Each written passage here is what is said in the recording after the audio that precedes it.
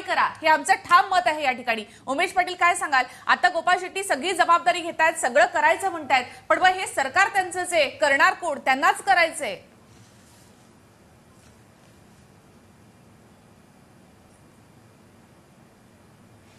ते म्हणून चालणार नाही ना, ते खासदार आहेत। आता गोपाळ शेट्टींना मी पहिल्यांदा लाईव्ह टीव्ही चॅनलवर पाहतोय, परंतु अतिशय समंजसाने जबाबदारीच्या भूमिकेतून ते भूमिका मांडतायत, परंतु त्यांच्या हातामध्ये किती आहे हा एक मोठा प्रश्न आहे। आणि मगाशी आता हे सांगितलं व्यसनमुक्तीचं धोरण हे राज्यामध्ये जसं आपण महाराष्ट्राची निर्मिती झाली, आपला देश स्वतंत्र झाला तेव्हापासूनच आहे, पण त्याच बाजूने दुसऱ्या बाजूला आपण मोठ्या प्रमाणावर दारूच्या विक्रीच्या संदर्भात आणि त्यातून मिळणाऱ्या महसुलाच्या संदर्भात सुद्धा आमचं उत्पादन शुल्क विभाग प्रयत्न करत असतं।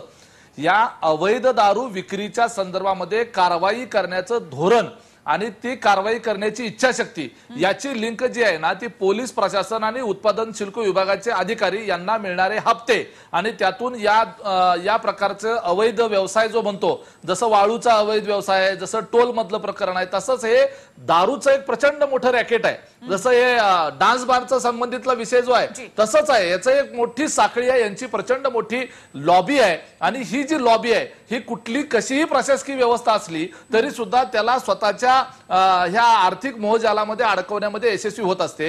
आणि मग अशी घटना घडली, आता ही घटना घडली म्हणून राज्य सरकारने आदेश दिले किंवा एखाद्या पोलीस अधिकाऱ्यांनी ठरवलं की माझ्या जिल्ह्यातले हे सगळे धंदे उद्ध्वस्त करायचे, हे तात्पुरतं घडेल परंतु पुन्हा सुरू होईल। याच्यामध्ये कुठेतरी मूळ काय दडलेलं आहे की एक अतिशय गरीब वर्ग जो आहे ह्यातला रोजंदारीवर काम करणारा किंवा दररोज काम केल्यानंतर दररोजचं जे मिळणारं उत्पन्न आहे त्यातून थोडीशी दारू प्यायला जाणारा जो वर्ग आहे, ही दारू किती रुपयाला मिळते? 10 रुपये 5 रुपयाला मिळणारी ही दारू आहे। आणि त्याच्यामुळे हे लोक त्या गावठी दारू किंवा विषारी दारूकडे ओढले जातात आणि ही बनवताना चुकल्यामुळे एखाद्या वेळेला हे सगळं प्रकरण घडतं।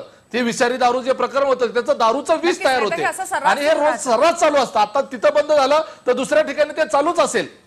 याच्यामध्ये निखिला एक गोष्ट लक्षात घेत नाही निखिला, आणखी याच्यामध्ये मला एक सांगायचं आहे की 1973 पासून आपल्या राज्यामध्ये अधिकृतपणे वाईन शॉपचे परवाने बंद झालेले आहेत, देशी दारूचे परवाने बंद झालेले आहेत। त्यामुळे काय झालेलं आहे की लोकसंख्या प्रचंड मोठ्या प्रमाणावर वाढली, दारूची मागणी सुद्धा वाढली। लोक दारू प्यायचे थांबलेत का?